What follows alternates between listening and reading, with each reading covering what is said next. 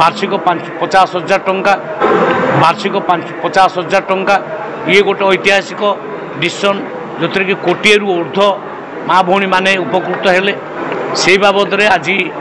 सांबादिक सम्मेलन माध्यम आम राज्यवासी को आमर गोटे वर्षर जो कार्य तार तथ्य